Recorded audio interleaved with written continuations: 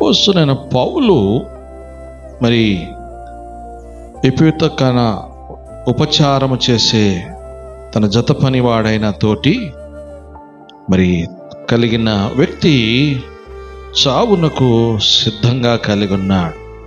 కానీ దేవుడు అతన్ని కనికరించెను.